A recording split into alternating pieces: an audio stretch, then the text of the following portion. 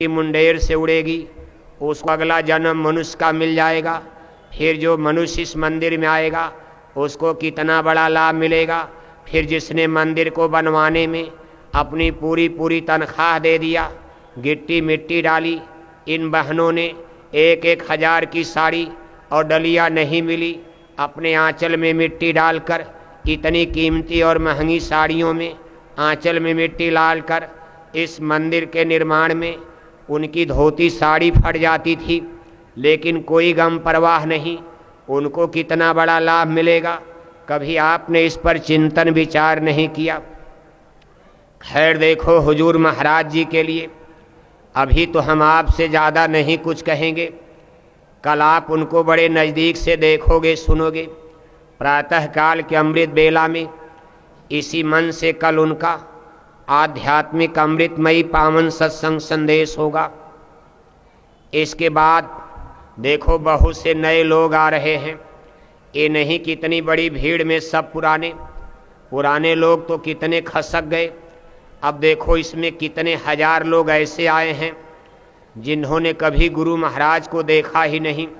बस जय गुरुदेव नाम प्रभु का सुनकर प्रचार तो हर जगह, लेकिन आज देखो गुरु महाराज की दया कृपा, आदरणीय महाराज जी का प्रभाव निश्चय उनको खींच करके गुरु की दरगाह में पटक दिया और ये मैदान देखो आज ही भर गया। असली भीड़ मेला तो कल है, जब आदरणीय महाराज जी का कल सत्संग होगा। आपको तो नहीं दिखाई दे रहा, लेकिन हम यहाँ मन से देख रहे। वो देखो कोने में थोड़ी सी जगह बची है। अब इससे मालूम पड़ता कि सत्संग का मैदान और पीछे तक बढ़ाना पड़ेगा या कोई और जुक्ति बनानी पड़ेगी। हर जिलों के लिए देखो वीजा पासपोर्ट बनाना पड़ेगा। एक जिले से इतनी बस से ज़्यादा आप भंडारे में नहीं लाओगे, इतनी बस गुरु पूर्णिमा में लाओगे, इतनी बस आप होली में लाओगे, इतनी बस गुरु महाराज के भंडारा में लाओगे, नहीं तो यहाँ तो बिल्कुल आफत मच जाएगी। आगे तो अभी देश विदेश के लोग जब टूट पड़ेंगे दीवाने, तुम पर बीमार यहाँ के शब्द, रहमत के समुंदर दिल वाले, तेरे प्यार का आलम क्या होगा। यानी वो समय तो आगे आ रहा। गुरु महाराज की अमर वाणी कभी गलत नहीं हो सकती है, अमिट वाणी है। मथुरा को उन्होंने वरदान दिया है। मथुरा और खेतौरा की पावन मिट्टी, खेतौरा गुरु महाराज की पावन जन्मभूमि, मथुरा गुरु महाराज की पावन कर्म भूमि, जो हम करोड़ों भाई बहनों के लिए हमारा आपका पवित्र गुरुद्वारा आदरणीय और पूजनीय है। और आज करोड़ों हम नामदानी भाई बहनों के लिए देखो हमारे यानी हुजूर महाराज जी आदरणीय हैं, पूजनीय हैं, करोड़ों लोगों के आँखों के तारे हैं। अभी तो उदीयमान सूरज, अभी तो देखो उम्र ही क्या है। कहा coming events cast their shadows before, होनहार बिरवान के होत चीकनोपात। जैसे कोई ज्वालामुखी फूटने वाला होता, उसके पहले ही धरती की गतिविधियाँ और पशु पक्षी आने का आभास करा देते। इस धरती में टेम्परेचर बढ़ रहा, धरती में कंपन हो रहा, पशु पक्षी भी समझ जाते कि कोई ज्वालामुखी फूटने वाला। जब कोई आंधी तूफान आने वाला होता है, आसमान में हवा की दिशाएं बता देती, हवा की स्थिति परिस्थिति बता देती कि कोई चक्रवात भारी तूफान आने वाला है। इसी तरह से महापुरुष महामानव जो इस संसार में जन्म लेते, उनके चाल चलन आचार विचार व्यवहार, ये जन्म से ही कुछ न कुछ लक्षण, उनके विशेष गुण और सिम्टम्स ये देखो सामने आने लगते। धीरे धीरे आप समझ जाओगे, जान जाओगे। अब ज़्यादा कुछ तो हम इसलिए नहीं कहेंगे कि हमको भी लोग देखो बदनाम करने लगे कि ये भी जातिवादी हो गए, ये भी मथुरा का पक्षपात करने लगे। जबकि ना हम जातिवादी हुए, ना हमने कभी पक्षपात किया। हम जैसे तब वैसे अब, जहाँ गुरु महाराज बैठा कर गए और वहीं बैठे रह गए, जहाँ गुरु महाराज बोलने को कह गए बस उतना ही बोलते रह गए, इसलिए हमने अपनी जुबान को संयमित रखा। बस उसी दिन और समय का इंतजार है कि लोग गुरुद्वारे की महिमा खुद समझ जाएंगे कि हम सही जगह हैं कि गलत जगह हैं। हम मथुरा छोड़ देते तो फिर बताओ संगत को जवाब क्या दिया जाता। इसलिए अपने गुरुद्वारे का कभी किसी को अपमान नहीं करना चाहिए। इसलिए प्रेमी भाई बहनों, जिन नए लोगों को लेकर के आए हो, समझा बुझा कर इतनी मेहनत से शाकाहारी बनाकर लाए हो, कल प्रातः काल मैदान में उनको तैयार रखना। हुजूर महाराज जी देखो, कल प्रातः काल सत्संग के तुरंत बाद उसी समय नए लोगों के लिए साधना उपासना की सीधी सरल पद्धति, बड़ी सीधी सरल भाषा में समझाएंगे, बताएंगे। इसके बाद उनको आप समझा देना, अपने अपने घरों में उसी अनुसार वो लोग करेंगे। उनके भी मानव जीवन पाने का लक्ष्य, यानी कम से कम उनकी भी जीवात्मा के कल्याण के लिए, उनकी जीवात्मा की रक्षा के लिए मौत आने के पहले वो भी बेचारे कुछ कमाई कर जाएंगे। मानव जीवन बड़े भाग से मिलता। इसलिए प्रेमी भाई बहनों, संगत का इतिहास, अब तो देखो गुरु महाराज का ही 60 बरस का इतिहास और उसके पीछे थोड़ा पूज्य दादा गुरु जी महाराज का इतिहास, और तीसरी पीढ़ी में अपने आदरणीय देखो महाराज जी का भी इतिहास। खैर इनको तो लंबी पारी खेलनी है, अभी बहुत लंबा काम विश्व को बदल देने का वरदान गुरु महाराज ने दिया है। भारतवर्ष ही नहीं, पूरे संसार को बदल देने की हस्ती शक्ति और क्षमता के साथ आज देखो हमारे आदरणीय महाराज जी लगातार 6.5 बरस से जाड़ा गर्मी बरसात की बिना परवाह किए उन्होंने कितनी कमाल की मेहनत किया है, और आज उसी का परिणाम ये देखो नए जीव झुकने लगे। लोग सोचते थे हमारे बिना काम रुक जाएगा, हम नहीं रहेंगे, मथुरा की गाड़ी दलदल में फंस जाएगी। अब देखो नई टीम, नई टोली, और वो कहते हैं हट जाओ सब लोग, हम सब काम कर देंगे। तमाम तरह के नए नए नौजुवक, नए नए युवा शक्ति ये देखो धीरे धीरे उभर करके आ रही। और इनको आप पराया मत समझना, ये पूर्व जन्म के नामदानी हैं। पिछले जन्म में इनको नामदान मिला, गुरु महाराज ने ही नामदान दिया था। ये भजन नहीं कर पाए, सेवा भक्ति में चूक गए, या बुढ़ापे में नामदान लिया और तुरंत इनकी गुरु महाराज के सामने मौत हो गई। फिर ये बच्चे बनकर सत्संगियों के घर में या कहीं और पैदा हुए, और अब देखो 24 साल, ये 25 साल 30 साल के हो गए। अब ये संगत का बीड़ा उठाएंगे, और पुराने लोग, ये लोग घमंडे में रह गए। अब पुराने लोग कहते हम 30 साल के सत्संगी, हम 50 साल के। अरे किया क्या 50 साल से? बस केवल घमंड घमंड की भाषा।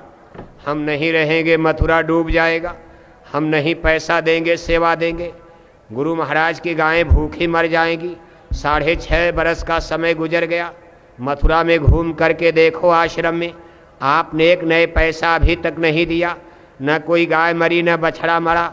और देखो विकास के नाम पर कितने कमरे बने, मथुरा में कितनी सड़कें बनी, जगह जगह फर्श बने, खेतौरा में कितना बना, लेकिन आपने तो एक नए पैसे अभी तक नहीं दिया।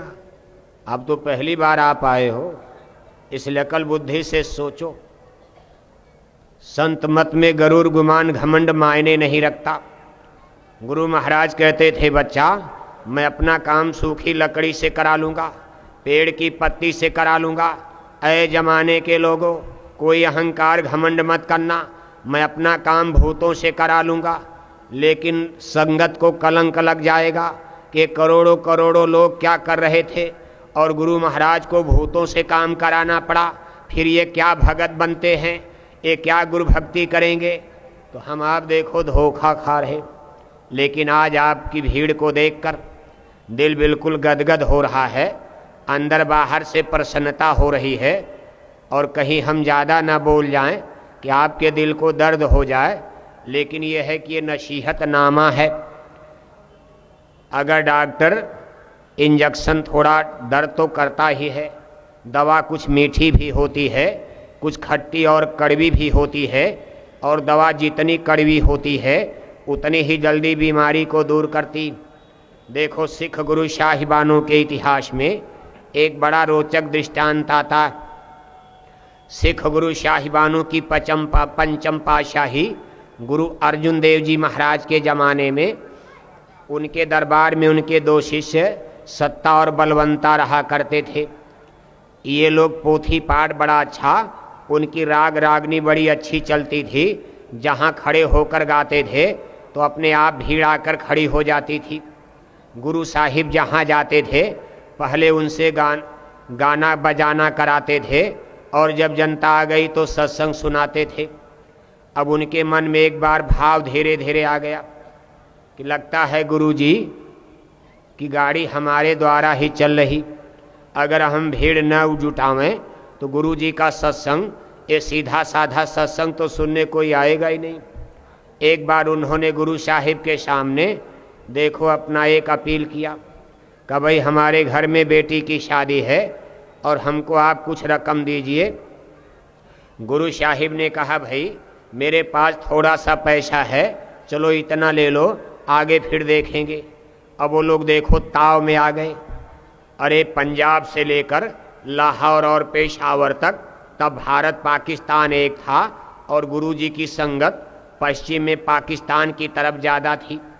कहा इधर आपके लुधियाना पंजाब से लेकर और लाहौर पेशावर तक इतने बड़े बड़े जमींदार सब आपकी संगत में, एक एक टका अगर लोग दे दें और आप कहोगे तो लोग देंगे। एक एक टका दे दें न जाने कितने हजार रुपए हो जाएगा, और आप कहते हो पैसा नहीं है, हमको आप बहकाना चाहते हैं। गुरु साहिब मौन हो गए। कुछ दिन के बाद फिर अपील किया कि भाई जल्दी कीजिए, शादी करीब आ गई और हमको इतना दे दीजिए। गुरु साहिब ने कहा कि अरे भाई इतना है, फिर हम बाद में करेंगे। अरे कहा आप ये आदेश दीजिए कि हर सिख माने शिष्य होता, जैसे हम हिंदी में शिष्य यानी चेला कहा जाता है, मुसलमानों के यहाँ मुरीद कहा जाता है, ऐसे पंजाबी भाषा में सिख कहा जाता। सिख माने गुरु का शिष्य यानी चेला, इसी से सिख धर्म बन गया पंजाब में। ये उनकी पंजाबी भाषा है। सिख धर्म माने शिष्य धर्म। आप एक एक शिष्य को आदेश दीजिए, एक एक टका माने रुपया, तब रुपये को टका कहा जाता था। एक एक टका लोग लाएंगे तब भी कई हजार हो जाएगा। गुरु साहिब ने कहा अच्छा ठीक है देखता हूँ। अगले दिन गुरु साहिब ने 4.5 टका यानी 4.5 रुपया सत्ता बलवंता को देकर कहा कि देखो भाई हमने इकट्ठा कर लिया। अरे कहा ये क्या, हजारों सिख और आप 4.5 टका। तो गुरु साहिब ने कहा सिख तो कोई है नहीं। एक सिख बने नानक जी महाराज, दूसरे सिख गुरु अंगद जी महाराज, तीसरे सिख अमरदास और चौथे सिख रामदास, और मैं तो आधा सिख हूँ। देखो गुरु गद्दी पर बैठे थे। अर्जुन देव जी महाराज ने कहा इस गुरु पातशाही में मैं 5वां गद्दी पर बैठा हूँ, लेकिन मैं अभी आधा हूँ। इस तरह से हमारी पूरी संगत में ये हजारों सिख और शिष्य नहीं, सच्चे गुरु के शिष्य और चेला अभी 4.5 बने हैं। ये 4.5 रुपया ले लो। अब वो नाराज हो गए और नाराज होकर घर चले गए। गुरु साहिब ने जब देखा वो बिल्कुल नाराज होकर चले गए, तो देखो संतों में कितना उदारवादी भाव होता है और कितना छोटे बन जाते हैं। गुरु साहिब उनको लिए कई बार संदेश भेजे कि भाई उनको बुलाओ, यहाँ कविता पाठ करें, क्योंकि संगत उखड़ रही। अब उनका घमंड और बढ़ गया कि मालूम पड़ता है कि मेरे बिना गुरु का काम अब हमारी कीमत समझ में आएगी। इसके बाद जब वो लोग नहीं आए, कहा भाई जाके कह देना अब हम उधर कभी नहीं आएंगे। तो गुरु साहिब खुद मनाने गए। देखो संत कितने दयालु होते हैं। चेला को मनाने सदगुरु जा रहे और जा करके कहते भाई चलो आप अपना काम करो, मैं तो कह ही रहा हूँ कि आपकी मदद करूँगा, लेकिन मैं अपने सिस्टम से तरीके से करूँगा, कोई आपके ऊपर दिक्कत न आ जाए। लेकिन वो कहे कि नहीं नहीं हम नहीं जाते, जाइए अपना सत्संग आप बढ़ाइए। आप क्या बढ़ा पाएंगे? आपके पहले गुरु नानक देव जी महाराज भी बाला मर्दाना के बल पर ही चलते थे। अगर बाला मर्दाना उनके साथ ना होते तो कोई उनके सत्संग में आता नहीं। उनका सत्संग तो किसी को अच्छे नहीं लगता था। बाला मर्दाना के गीत और कविता ही वो जनता को अच्छे लगते थे। इसी तरह सभी गुरुओं की निंदा में दो चार शब्द उन लोगों ने बोल दिया। गुरु साहिब रुष्ट हो जाते हैं, मौज बदल जाती हैं और कहते भाई मुझको जो कहा सो कहा, लेकिन मेरे गुरु साहिबानों की तूने अपनी जुबान से निंदा कर दिया, जा तू पतित हो जा, तेरा जो मुंह देखेगा वो भी पतित हो जाएगा और तुम पर दोष लगता है।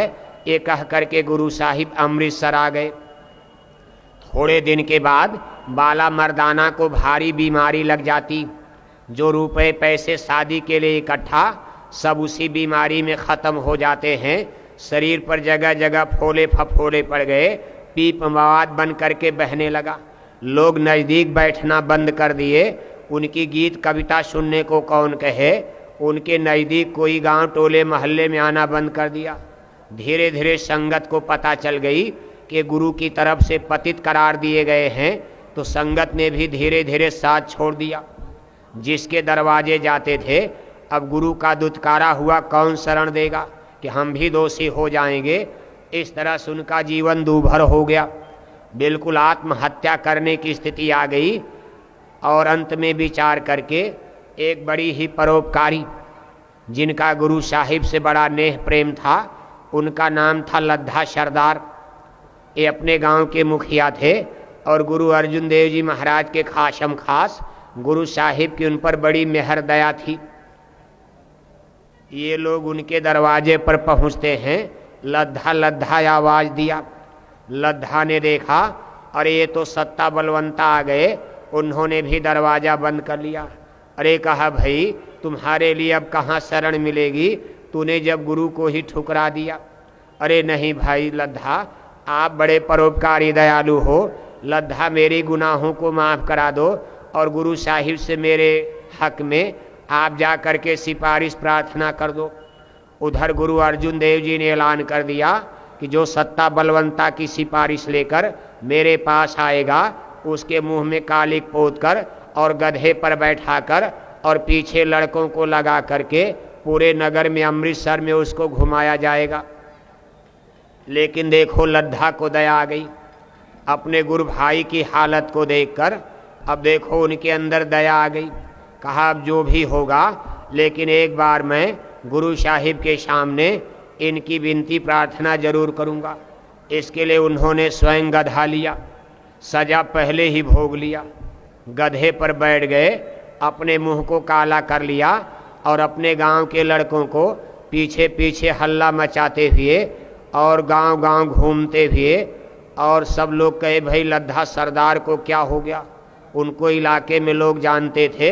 मुंह पर बिल्कुल कालिक पोत लिया और घोड़े पर बैठने वाले लद्धा साहब आज देखो गधे पर बैठ गए। पीछे लड़के हल्ला मचाते जा रहे, ये जा रहे ये जा रहे, मदारी जा रहा ये जा रहा। जब अमृतसर में पहुँचे और पूरे नगर में घूमे और जब गुरु साहिब की कुटिया के पास पहुँचे, गुरु अर्जुन देव जी महाराज ने पूछा कि भाई ये हल्ला कैसा मचा। लोगों ने कहा हुजूर वो लद्धा तो गधे पर बैठ करके आ रहे हैं और मुंह बिल्कुल काला हो चुका है। गुरु साहिब तो अंतर्जामी, वो तो मौज को तुरंत समझ गए। और इसके बाद जब लद्धा आए, लद्धा चरणों पर गिर गए और गुरु साहिब ने उठाकर छाती से लगा लिया।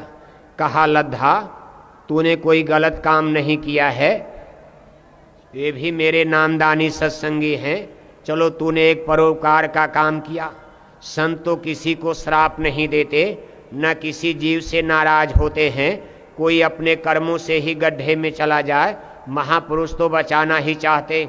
लेकिन लद्धा आज तूने इन सत्संगियों को बचाकर एक बहुत बड़े पुण्य का काम किया, इसमें मैं तुमसे नाराज नहीं, मैं तुमसे आज बहुत प्रसन्न हूँ। मेरी ये छाती, मेरे हृदय को बड़ी खुशी हो रही है, तूने जो जीवों की रक्षा कर दिया।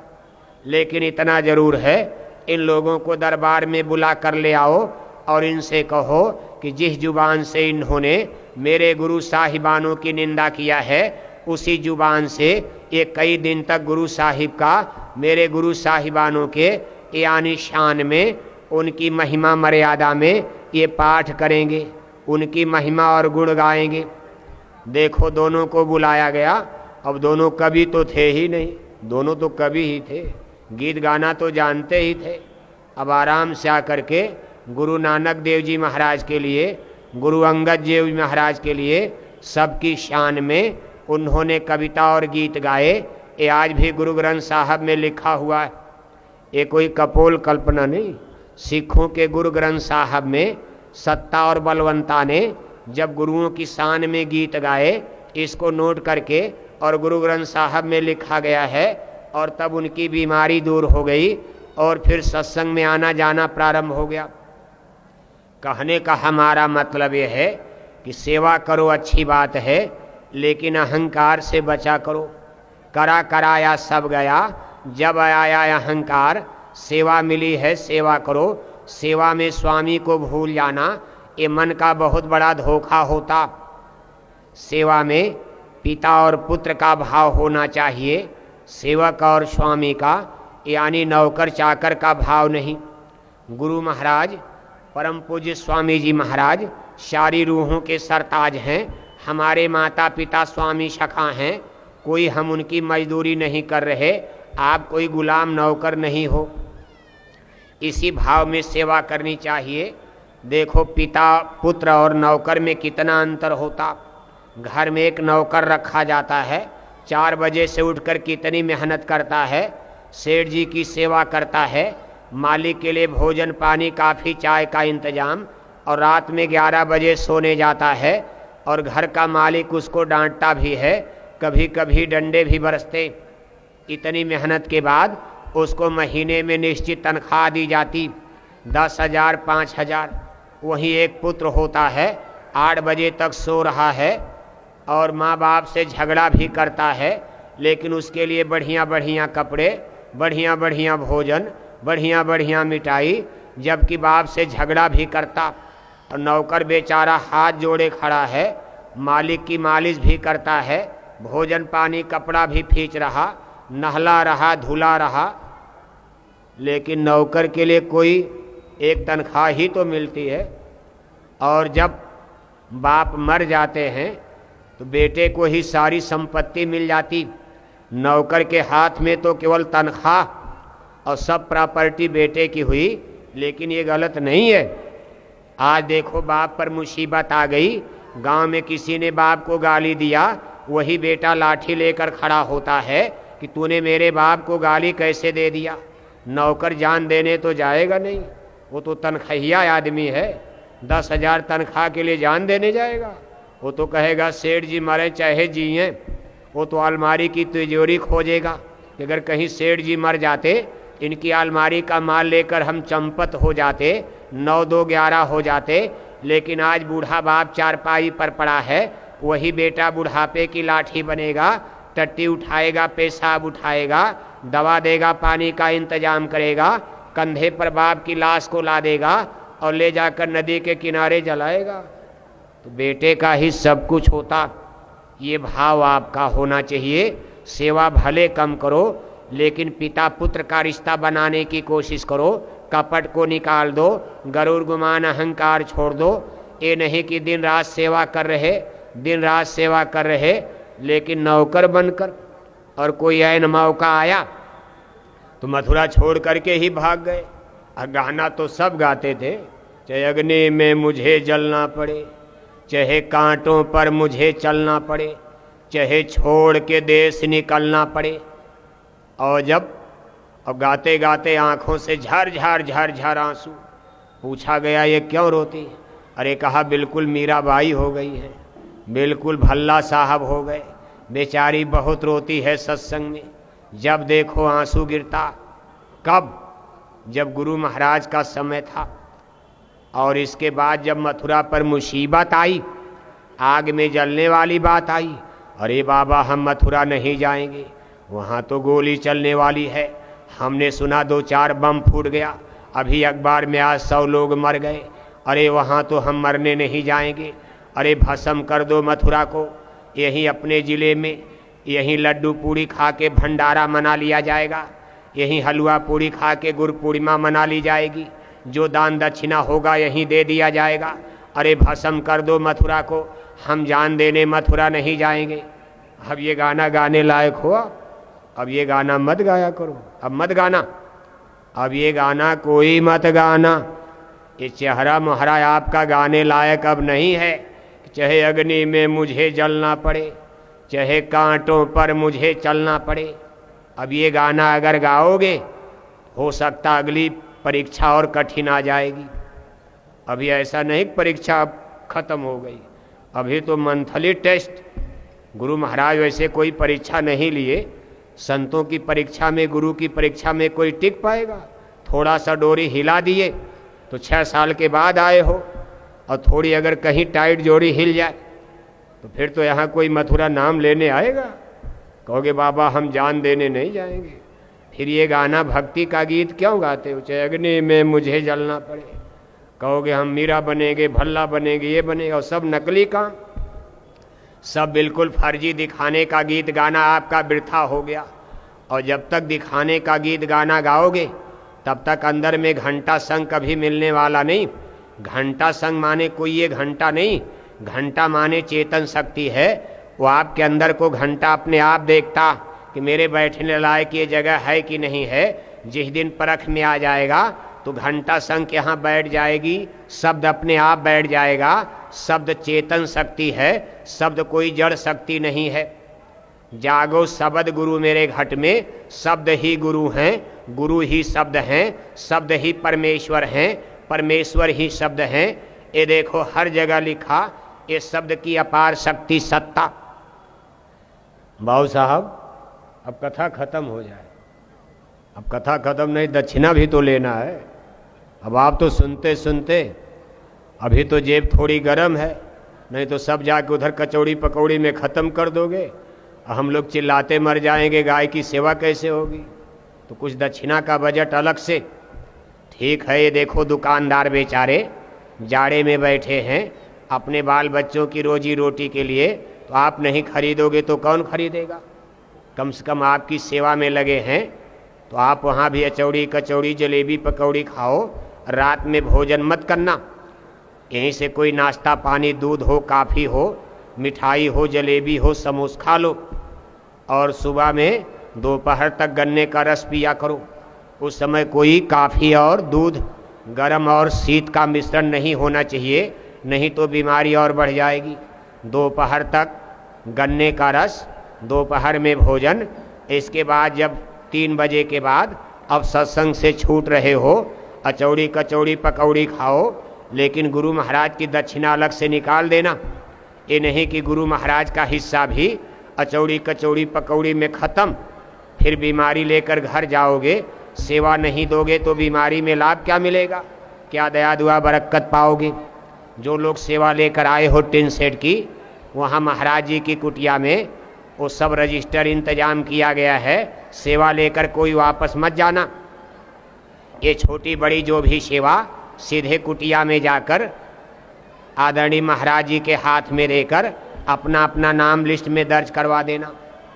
बोलो जय गुरुदेव।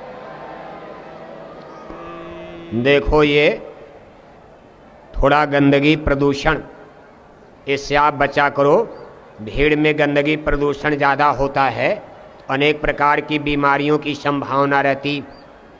इसलिए इतने जूठी पत्तल जूठे भोजन, इसको या तो ज़मीन में तुरंत गड्ढा खोद कर डाल दो। और देखो अच्छा तो ये होगा कि सब लोग अपनी अपनी थाली लेकर और अब मेले में आया करो। इससे भंडारे पर खर्चा भी कम होगा, कितने 1000 रुपये बचेंगे। और अगर आपको किसी की थाली में नहीं खाना, अपने झोले में थाली लोटा, एक कटोरी एक चम्मच लेकर के आया करो। हम तो देखो अपनी थाली खुद लेकर चलते, हिंदुस्तान के किसी प्रांत जिले में जाते हैं, अपनी थाली कटोरी हम खुद लेकर चलते। इससे संगत का बहुत पैसा बचेगा और सरकार भी देखो प्रदूषण पर अनेक प्रकार के उनके संदेश आते रहते हैं। गंदगी और प्रदूषण से नई नई बीमारियां जन्म ले रही हैं। इसलिए स्वच्छ भारत मिशन को पूरा करने के लिए सरकार भी इसके लिए प्रयासरत है। अपने संस्था के देखो समिति के